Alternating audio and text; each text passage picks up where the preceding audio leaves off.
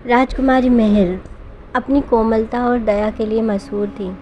हर सुबह वो महल के बाग में तितलियों और मोरों के बीच चलती थी, प्रजा के बच्चों को कहानियाँ सुनाती और बीमार लोगों के लिए जड़ी बूटी लाती थी। लेकिन उनकी एक अनजान कमजोरी थी, उनकी जान एक आम इंसान की तरह नहीं थी। राजकुमारी का जन्म सूर्य ग्रहण के दिन हुआ था और ज्योतिषी ने भविष्यवाणी की थी, इस कन्या की आयु एक अमूल्य रत्न से जुड़ी रहेगी। अगर उस रत्न को सुरक्षित रखा तो कन्या सदा जीवित रहेगी।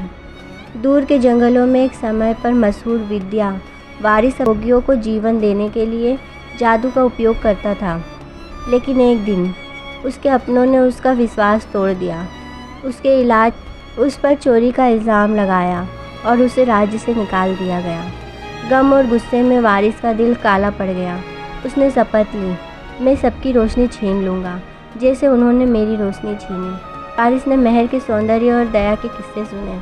उसने सोचा, अगर इस राजकुमारी की रोशनी बुझा दी तो चंद्रपुर हमेशा के लिए अंधेरे में डूब जाएगा। राज ज्योतिषी ने राजा को आगाह किया, दुष्ट शक्ति राजकुमारी की तरफ बढ़ रही है, उनकी जान को एक पवित्र आभूषण में बंद करो। इस तरह मेहर के प्राण एक सुनहरी हार में बंद किया गया, एक ऐसा हार जिसमें 7 रंग के रत्न चमकते थे। हर एक रत्न एक गुना का प्रतीक था। नीला सत्य, लाल साहस, हरा दया, पीला उम्मीद, सफ़ेद पवित्रता, नारंगी प्रेम, जामुनी विश्वास। जब तक हार सुरक्षित रहेगा राजकुमारी अमर रहेंगी, लेकिन हार गले से हट जाने पर उनकी सांसें धीमी पड़ जाएंगी।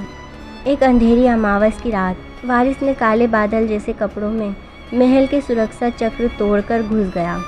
उसने जादू की लहरों से पहरेदारों को बेहोश कर दिया और राजकुमारी के कमरे में आ गया। सोते हुए राजकुमारी के गले से हार उतार लिया। राजकुमारी का चेहरा पीला पड़ने लगा, सांसें हल्की होने लगी। वारिस ने हार को अपने काले सीने में छुपा लिया और रात के अंधेरे में गायब हो गया। राजकुमारी के बचपन के दोस्त राजकुमार आरव, जो पड़ोसी राज्य के वीर योद्धा थे, सुनते ही महल आए।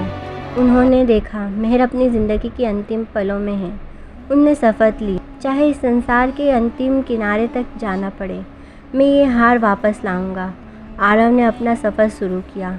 काले जंगल के दरवाज़ा, जहाँ बोलने वाले पेड़ उसे रास्ते से भटकाने की कोशिश करते, आरव ने धैर्य और सत्य से उनका विश्वास जीता।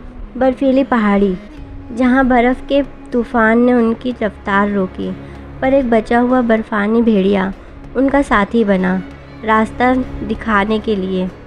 अंधेरी झील, झील के बीच एक पुराना किला था, वारिस का घर। पानी में अजीब सा नीला प्रकाश चमक रहा था, जैसे पानी खुद जादू से भरा हो। किले में वारिस तलवार से लड़ने को तैयार था। आरव ने हिम्मत से तलवार उठाई, लेकिन वारिस का जादू हर वार को हवा में घुमा देता।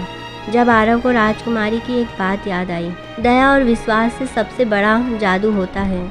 आरव ने तलवार गिरा दी, अपने दोनों हाथ आगे बढ़ाए और कहा, वारिस, मैं तुम्हें शत्रु नहीं मानता, तुम्हारे साथ अन्याय हुआ है, लेकिन इसमें राजकुमारी का क्या दोष।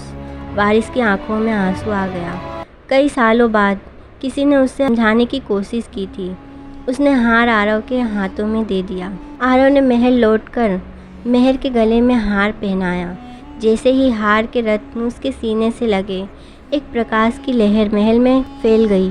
राजकुमारी की सांसें तेज हो गईं, रंग फिर से गुलाबी हो गया और उसकी आंखों में चमक लौट आई। आरव ने राजकुमारी के माता पिता से राजकुमारी का हाथ मांगा। राजकुमारी मेहर के माता पिता ने भी हामी भर दी।